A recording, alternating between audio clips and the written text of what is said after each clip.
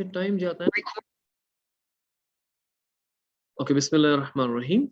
We last time talked about system analysis and design, where we said that you want to implement a particular thing, and we are not interested in that. We are in a system analysis and design. That's the analysis and design part. Okay, and then comes the implementation after analysis and design, because basically you have three things. One is called a requirements. When you have requirements in a hand, you can draw a design out of it. Okay, and when you have a design, you can implement that. You can implement that design using the coding and all, and create a system. For example, you have to make say we are doing manual attendance, right, in a college, and we want to make an automated attendance. And when you want to make the automated attendance, what will you do? You cannot go forward and just start making a system. We don't do that in our software engineering. Okay, because I told you it's a software engineering. It's not just a software development, it's software engineering. You don't do just development only. Okay, development is a later stage. Do you understand that? So when you say engineering, that means you have a whole lot of knowledge. On the basis of that, you do something. Like you have to construct a bridge. I told you that you want to construct a bridge, which is a job of the masons. Okay जो मजदूर लोग होते हैं और जो उनका जो technical person होता है जो कि ईंटें वगैरह ये स्लैब वगैरह लगाएगा.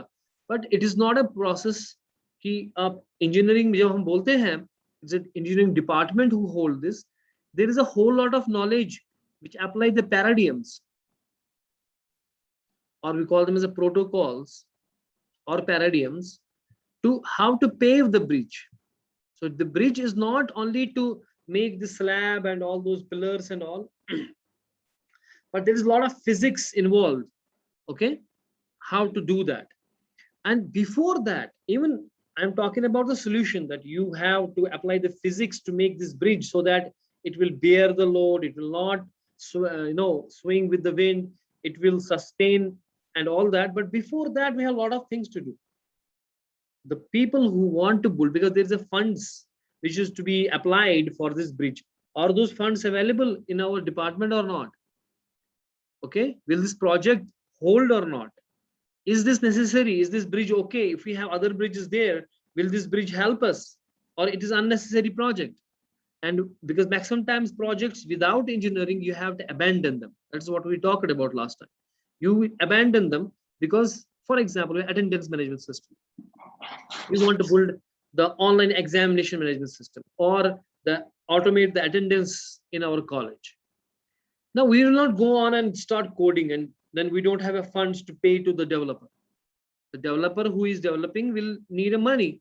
Okay, they charge you, and you say, for example, you don't have a money. Okay, in a department we are lack of funds. Now you have to abandon the project. You understand? So coding is not the only thing you do. You say, oh, I have to make a software, I will do the coding. What else I have to do? No, that's wrong. Because if you see the whole thing here, the implementation where we do the coding and all, that is not even in the picture. The system analysis and design, there is nothing of coding we are talking about. It is only analysis and design. So what we do is we first have a requirements. So requirements will talk about everything. It will talk about the manpower, it will talk about the feasibility of the project, it will talk about the cost, it will talk about whether we have existing system. Is this existing system really bad, and is our new system really going to help? Okay, who will say, for example, your existing system was good and you have proposed a new system that is not good. So when you create that project, you spend a whole lot of energy and money and everything on it, and later you find कि हमारा जो असली system था वही तो अच्छा था, मैंने नहीं क्यों किया, तो ये जाया हो जाएगा. ठीक है ना? या दूसरी बात हो गई कि आपके पास फंड्स जो है वो आधे ही है और आपके प्रोजेक्ट आपने पूरी तरीके से प्लानिंग नहीं की. ठीक है, तो उसके बाद इसलिए इस रिक्वायरमेंट में यहाँ प्लानिंग भी आएगा. इस रिक्वायरमेंट में हमारे पास प्लानिंग, एनालिसिस से पहले प्लानिंग आएगा, वो हम बात करेंगे अभी. एनालिसिस से पहले कौन आएगा? प्लानिंग. पहले प्लानिंग करनी पड़ेगी, उसके बाद एनालिसिस करनी पड़ेगी. ठीक है ना? तो पहले प्लान होता है चीज. तो आपकी प्लानिंग ही सही नहीं थी, आपके पास उतने फंड्स ही नहीं और आप कह रहे हो कि हम प्रोजेक्ट बनाएंगे, और हमने जब प्रोजेक्ट बनाना शुरू कर दिया तो वो आधा बना, आधे पैसे थे हमारे पास, फिर हमारे पास पैसे ही नहीं थे, बैठ गया प्रोजेक्ट। ठीक है, या यहाँ से टेक्नोलॉजी दूसरी आ रही है, हमने ये टेक्नोलॉजी इस्तेमाल की, हमने कहा कि हम ये टेक्नोलॉजी इस्तेमाल करेंगे, और यहाँ से इवॉल्व हो रहा है दूसरी टेक्नोलॉजी, और हम देख रहे हैं कि जब हम प्रोजेक्ट बना रहे हैं इसमें मान लीजिए 6 मंथ्स लग रहे हैं, इन 6 मंथ्स में ये टेक्नोलॉजी जिसके ऊपर हम काम कर रहे हैं वो ऑब्सलीट हो गई, या जो डिवाइसेस हम ला रहे हैं, जैसे हमारे पास ऑटोमेट करेंगे हम, वी हैव डिवाइसेस, हमने ये चीजें सिलेक्ट की, हम इस हिसाब से काम करेंगे, यहाँ से टेक्नोलॉजी इवॉल्व हो रही है, इन 6 मंथ्स में यहाँ से नए डिवाइसेस आ गए, उन्होंने इनको ऑब्सलीट कर दिया। So you have to think about all those things upfront, वरना जो आपका ये प्रोजेक्ट है वो सारा जाया हो जाएगा, पैसे भी जाया, मैन पावर भी जाया, और वो सारा अबैंडन करना पड़ेगा, you have to abandon the project.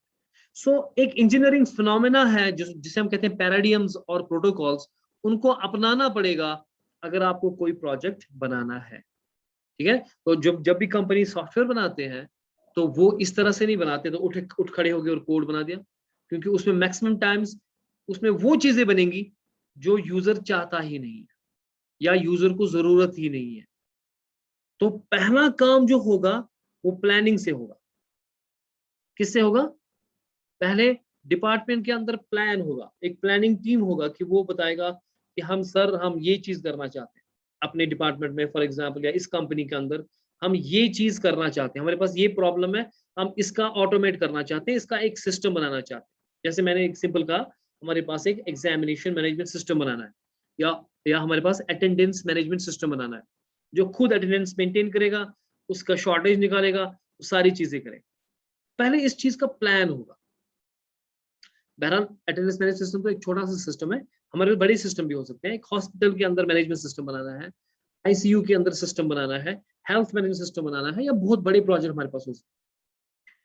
तो इन बड़े प्रोजेक्ट्स के पहले हम प्लान करेंगे, एक प्लानिंग होगी, उसका जो भी ये स्टेप्स बता रहा हूं मैं, उनके अपने अपने डिलीवरेबल्स होंगे।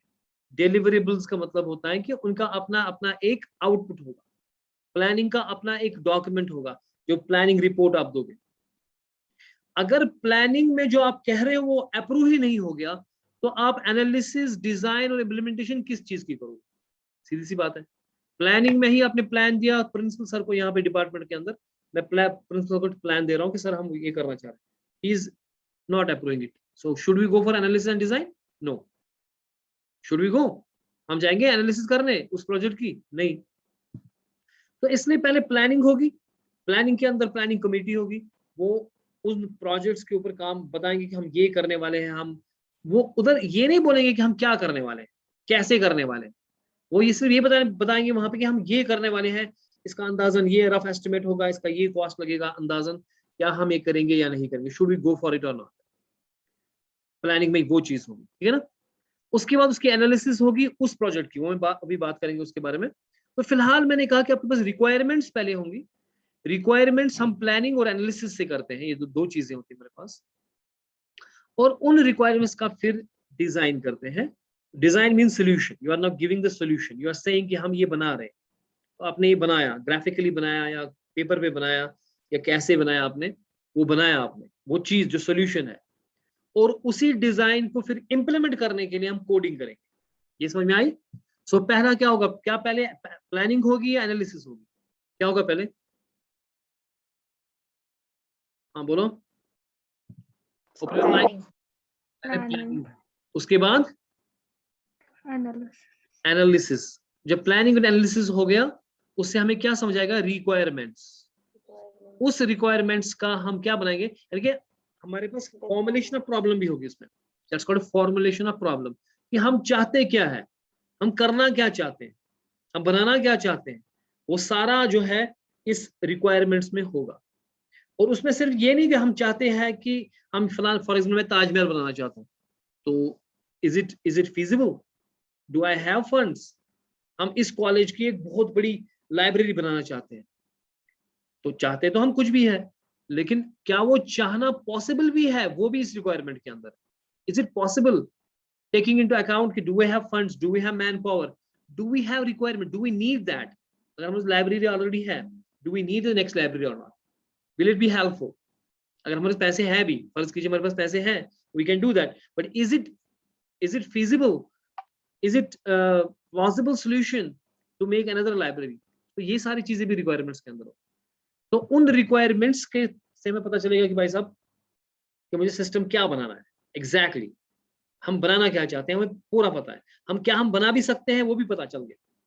जब ये पता चल गया then you go to the next step called design, जहां आप उसका सोल्यूशन दोगे कि भाई साहब हमारे पास ये होंगे, अटेंडेंस मैनेजमेंट सिस्टम में ये चीजें होंगी, ये फॉर्म होगा, यहाँ पे शॉर्टेज निकलेगी, ये फॉर्म होगा उसमें फाइन होगा, ये फॉर्म होगा इसमें जैसे पेरेंट्स को कॉल जा रही है या स्टूडेंट्स को कॉल जा रही है कि आपकी शॉर्टेज निकल गई, and so on and so fourth. Do you understand? तो हम डिजाइन देंगे, लेकिन अभी बन कुछ नहीं रहा, ये डिजाइन है खाली। उसके बाद जब इस सिस्टम एनालिसिस डिजाइन का जो हमने सारा लगाया फॉर्मूला, हमने प्रोटोकॉल्स और पैराडिग्म्स लगाए, उसके बाद जो डिजाइन हमें होता है वो हम डेवलपर को दे देते हैं। अब डेवलपर उस डिजाइन को देख के एक सिस्टम बनाएगा। वो अगर उधर गया भी नहीं है, ओके, वो अगर हम इस कॉलेज में कुछ बनाना चाहते हैं, अगर वो डेवलपर इस कॉलेज में आया भी नहीं है, लेकिन उसको डिजाइन क्लियर है कि बनाना क्या है, he will exactly know कि मुझे क्या बनाना है। Do you understand this thing? So हमने ये पढ़ा कि इंफॉर्मेशन सिस्टम क्या होता है एंड ऑल दैट, जैसे कि रजिस्टर सिस्टम बनाना है, online order system, banking system, hospital management system, ठीक है, ICU management system, patient management system, attendance management system, ये सारे सिस्टम जो हम बनाएंगे, ठीक है। तो लेकिन बनाएंगे किससे? सिस्टम एनालिसिस एंड डिजाइन से। ये हम पिछली बार पढ़ चुके हैं। इसमें दो चीजें, एनालिसिस एंड डिजाइन। एनालिसिस में क्या करोगे? इन्वेस्टिगेट करोगे प्रॉब्लम को, उनकी रिक्वायरमेंट्स को, लेकिन सोल्यूशन की बात नहीं करोगे यहाँ पे आप एनालिसिस में। यानी कि आप कैसे वो काम करोगे वो नहीं कहोगे आप ये कहोगे कि हमें चाहिए क्या, हम क्या करना चाहते हैं, क्या हमारे पास पैसे हैं, क्या ये प्रोजेक्ट फिजिबल है, ये चीजें बातें करो एनालिसिस में। लेकिन सोल्यूशन की बात कहाँ करोगे आप? डिजाइन के में, जहां आप सोल्यूशन दो। यहाँ आप प्रॉब्लम एनालिसिस को आप प्रॉब्लम एनालिसिस में क्या करोगे? आप discuss the problem in analysis phase, you are discussing problem, whether this problem is plausible, whether this problem जो हम इसका ये कर रहे हैं कि क्या हम अगर इसको प्रोजेक्ट को लेंगे, ये जो प्रोजेक्ट हम ले रहे हैं जैसे ऑफिस ऑटोमेशन सिस्टम या कुछ और, क्या वो हमें हेल्पफुल है या नहीं, क्या हमारे पास पैसे हैं उसको करने के लिए, क्या ये वाकई में करना चाहिए या नहीं।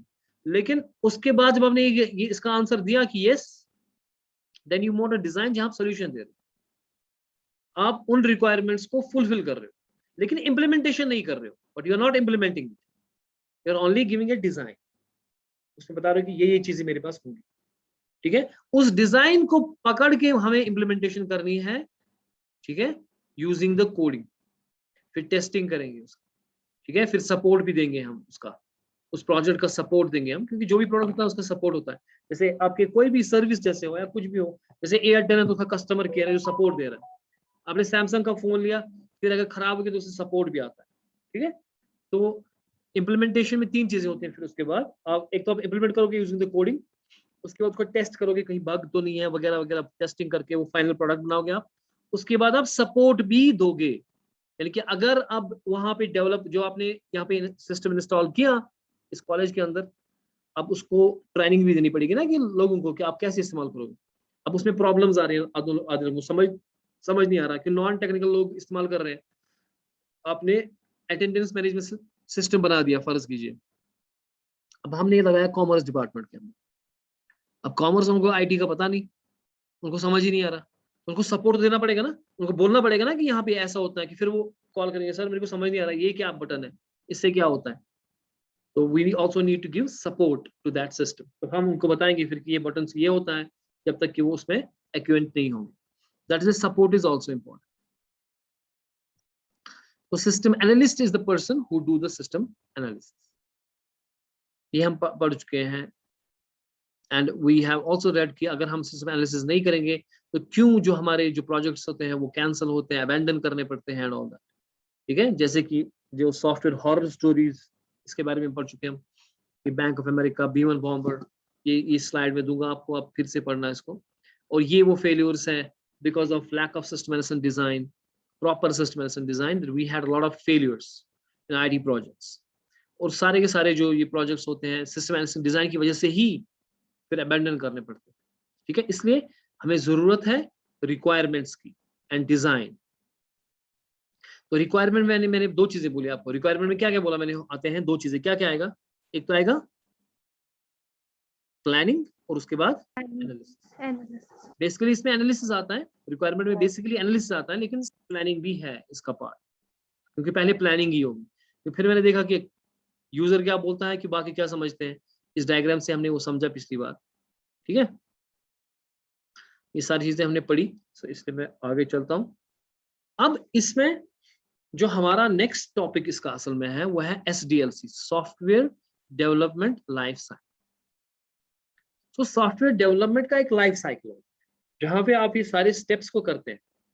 उसमें सिस्टम एनालिसिस डिजाइन भी आता है, इसमें इम्प्लीमेंटेशन भी आती है, उसमें टेस्टिंग भी आती है, सपोर्ट भी आता है, प्लानिंग से लेकर लास्ट तक वो सारा सॉफ्टवेयर डेवलपमेंट या सिस्टम डेवलपमेंट लाइफ साइकिल में आता है। तो पहला चीज जो हमारे पास होगा दैट्स ए प्रोजेक्ट।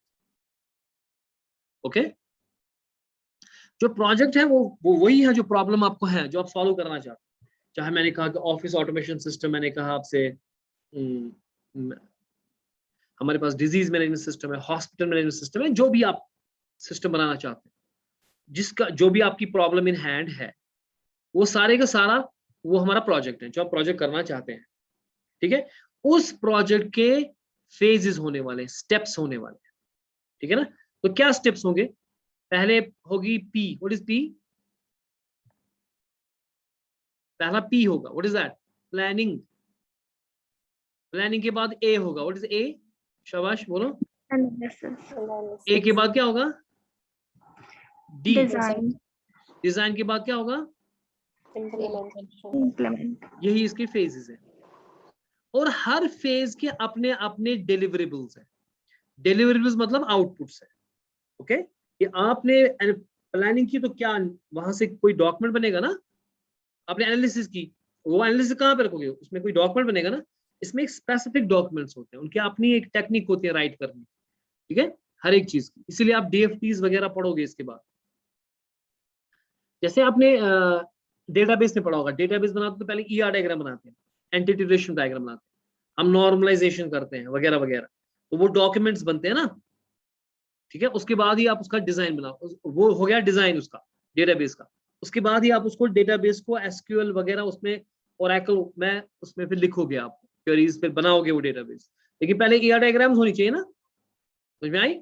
और DFDs होनी चाहिए, डेटा फ्लो डायग्राम्स होने चाहिए। तो यानी कि जो भी हमारे पास फेजेस है, यानी कि प्लानिंग है, एनालिसिस है, डिजाइन एंड इम्प्लीमेंटेशन है, इसमें अपने अपने डिलीवरेबल्स होते हैं, वो हम देखेंगे अभी स्लाइड के अंदर। पहले प्लानिंग अगर है, प्लानिंग में क्या होगा? प्लानिंग में ये होगा कि अगर मैं प्लान कर रहा हूँ कोई चीज हम कर रहे हैं, मैं प्लान दूंगा प्रिंसिपल सर को, तो उसमें मैं क्या बोलूंगा उनको कि मैं ये सिस्टम क्यों बिल्ड कर रहे हैं।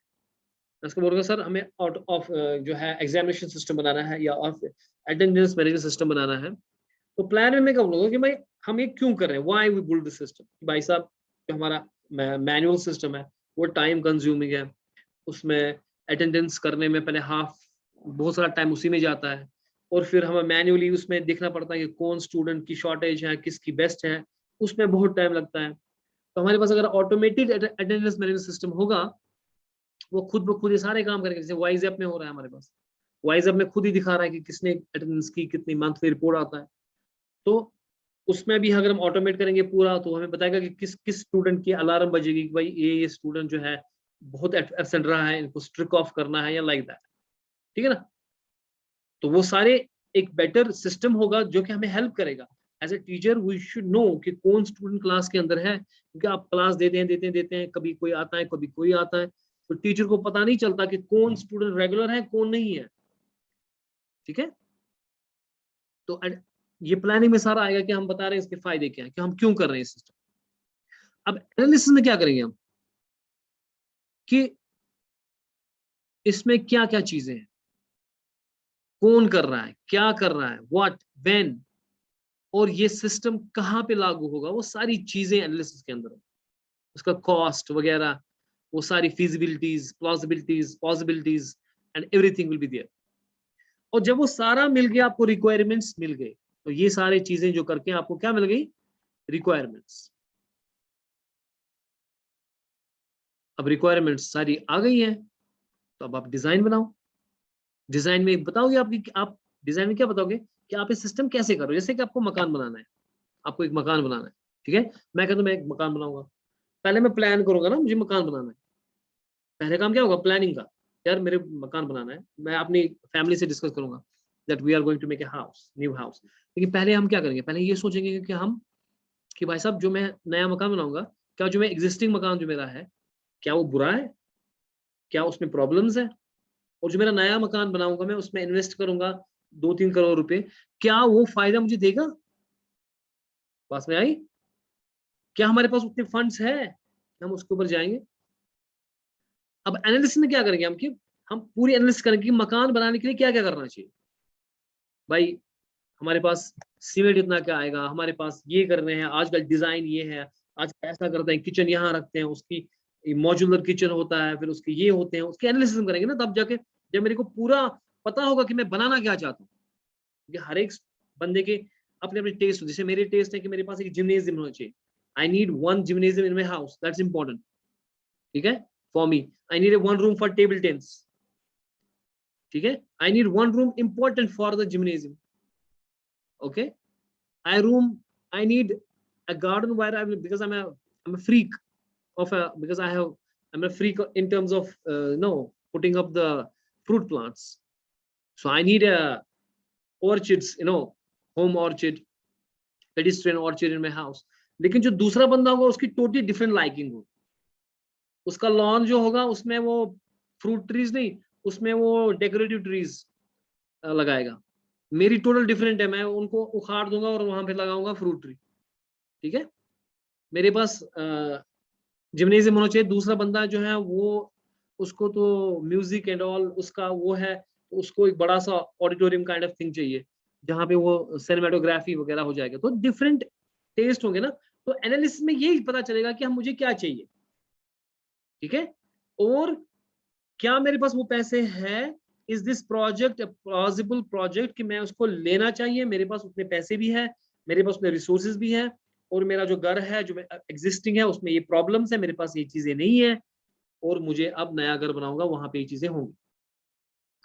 और मैंने एनालिसिस की होगी कि आजकल के मार्केट में क्या चलता है, क्योंकि अगर मेरे पास आजकल ये चीजें हैं, मेरा घर जो है इसमें ये प्रॉब्लम्स है, लेकिन आजकल के मार्केट में ये चीजें आती है।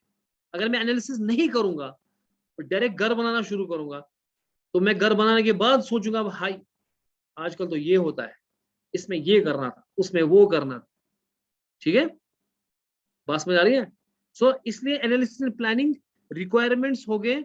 अब ये सारी रिक्वायरमेंट्स लेके मैं आर्किटेक्ट के पास जाऊंगा कि बताऊंगा मैं घर बनाना है, यही चीजें होनी चाहिए, मुझे ये जरूरत है, इतने पैसे मेरे पास है, ये बजट है मेरा, और वो इसका डिजाइन बनाएगा पीस ऑफ पेपर पे कि भाई साहब ये आपका जिम्नेजियम हो गया, यहाँ आपका लॉन हो गया, यहाँ आपका गार्डन हो गया, यहाँ वेजिटेबल गार्डन है, यहाँ ये है, यहाँ किचन है, एंड ऑल दैट, ये डिजाइन बन गया। अब ये डिजाइन मैं दूंगा किसको, द टेक्निकल पर्सन, मैसन को, दरअसल बनाए कोशिश को, ठीक है। अब जो मैसन्स हैं और जो टेक्निकल पीपल हैं जो ये बनाते हैं, वो उस डिजाइन को देखेंगे और बनाएंगे, उनको कोई प्रॉब्लम नहीं होगी, ठीक है, बस ना रही। ऐसे ही हम अपने प्रोजेक्ट बनाते हैं, जो हमारे प्रोजेक्ट होते हैं सॉफ्टवेयर। तो हमने रिक्वायरमेंट्स एनालिसिस कर दी, प्लानिंग एनालिसिस करके रिक्वायरमेंट्स को गैदर कर दिया, सारी रिक्वायरमेंट्स को, उसका एक डॉक्यूमेंट बनेगा called SRS, software requirement specification. तो एक खास डॉक्यूमेंट बनेगा that's called software requirement specifications. उसमें ये सारी की सारी डिटेल्स होंगी बहुत ही अच्छे से। उसके बाद हम इसका डिजाइन करेंगे और उसी डिजाइन को हम इंप्लीमेंट करेंगे, ठीक है ना, पास में आ रही है। एक समय डिलीवरी पे जाता हूँ ये, क्योंकि हमारे पास टाइम भी कम हो गया यहाँ से। देखिए प्लानिंग में जो है हमारे पास प्रोजेक्ट प्लान डिलीवरेबल होगा, क्योंकि आउटपुट क्या आता है। जो एनालिसिस है उसमें हमारा सिस्टम प्रपोजल आएगा, और डिजाइन है उसमें सिस्टम स्पेसिफिकेशंस आएगा, और फिर इंप्लीमेंटेशन में हम नया सिस्टम बनाएंगे और उसका मेंटेनेंस प्लान होगा कि उसको मेंटेन कैसे करेंगे, सपोर्ट कैसे देंगे, वो सारी चीजें इसके अंदर होंगी, ठीक है, समझ आ रहा है। तो पहला प्लानिंग, ये तो सीधी बात है ना, सीधी समझ आएगा, ये जो सीधी सीधी सी बात है, इसमें कोई कंफ्यूजन है ही नहीं। प्लानिंग, प्लानिंग में क्या करेंगे कि हम आइडेंटिफाई करेंगे उस चीज को जो हम करना चाहते हैं, हम एनालाइज करेंगे फिजिबिलिटी कि आया, मैं कहता हूँ कि मैं ताजमहल बनाऊंगा तो वो बनेगा ही नहीं क्योंकि फिजिबिलिटी नहीं है, ठीक है, वो चीज ही नहीं है। या मैं चाहता हूँ कि सिटी के अंदर मैं ये चीज करूँ, फॉर एग्जाम्पल मैं एक फैक्ट्री बनाना चाहता हूँ, ठीक है, और मैं एक सिटी में लगाना चाहता हूँ और सिटी के अंदर वो अलाउड ही नहीं है, तो प्लानिंग जरूरी है। प्लानिंग में पता चलेगा कि वो अलाउड है कि नहीं, क्या आप वो सिस्टम बनाना चाहोगे वो अलाउड है कि नहीं है, पहली वो बात, ठीक है। तो प्लानिंग में वो सारी सारी चीजें आएंगी। तो आप उसके बाद डेवलप वर्क प्लान बनाओगे, वर्क प्लान की कैसे क्या क्या चीजें होंगी इसमें, प्रोजेक्ट में कौन कौन इस्तेमाल होगा। जैसे मैं प्लान करूंगा, हम ये चीज करना चाहते हैं, प्रिंसिपल को दूंगा, उसमें मैं ये भी बताऊंगा कि कौन कौन staff member will take part in this. तो कौन सा स्टाफ होगा, कंट्रोल करेगा, कौन करेगा प्रोजेक्ट को, वो सारी चीजें प्लानिंग के अंदर होंगी। और जब इस प्लानिंग का अप्रूवल आएगा, प्रिंसिपल आएगा, yes I am with it, go ahead, when he say like that, then we move to the next thing what's called as analysis, क्योंकि अब मुझे वो प्रोजेक्ट करना है, क्योंकि अब हमें अप्रूवल आ गया है, अब प्रोजेक्ट करना है, ठीक है। अब पहला काम जो होगा, हम करंट सिस्टम को स्टडी करेंगे। जब हम नया सिस्टम बनाते हैं, हम पहले करंट सिस्टम को स्टडी करते हैं कि इसमें क्या क्या लूप होल्स है, ठीक है। जैसे फर्ज कीजिए ये अटेंडेंस मैनेजमेंट सिस्टम हमें दूसरे डिपार्टमेंट ने कहा था, उनको एमबीए डिपार्टमेंट वाले कह रहे हैं मैं एग्जामिनेशन मैनेजमेंट सिस्टम बनाना है, हमें कह रहे हैं। हम वहां पे जाएंगे, पहले हम देखेंगे कि भाई वो जो एग्जाम ले रहे हैं, ऑलरेडी जिस सिस्टम से वो एग्जाम ले रहे हैं, उसमें क्या क्या प्रॉब्लम्स है, वह हम क्या बेहतर दे सकते हैं उनको।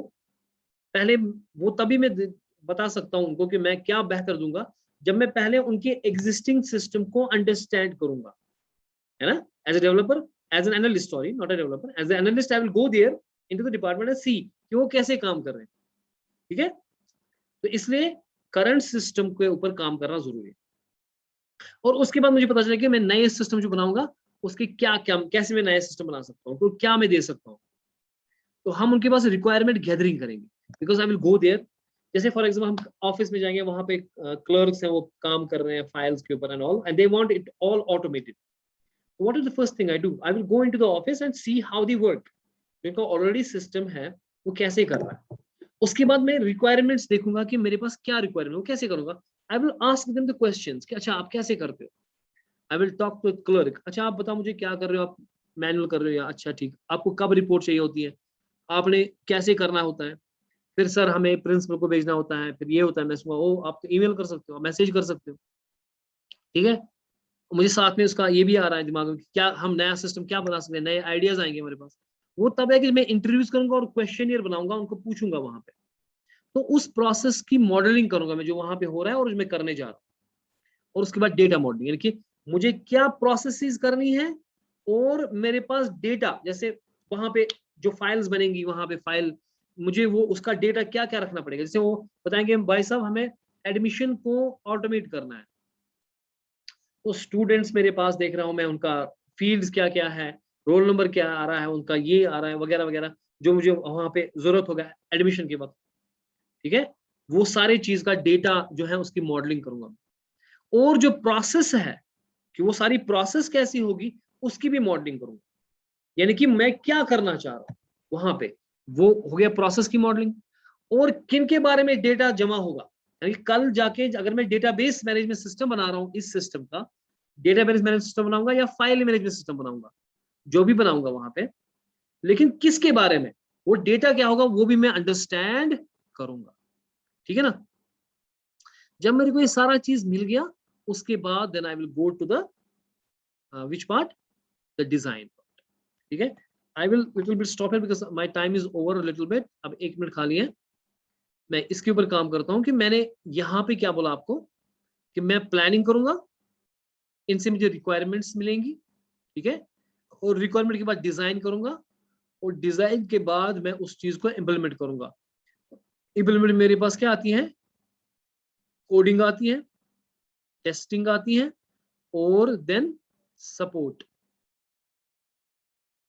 सो planning, let me take one screenshot here, okay. Planning और एनालिसिस ये डिजाइन से पहले हुआ, तो क्या होगा इसमें, बताएगा कोई बिफोर इट, ये खुद भागेगा ना अभी। समीना जाफर समझ आ रहा है? Sameen, yes sir. Very good. So design से पहले प्लानिंग एनालिसिस होनी चाहिए या नहीं होनी चाहिए?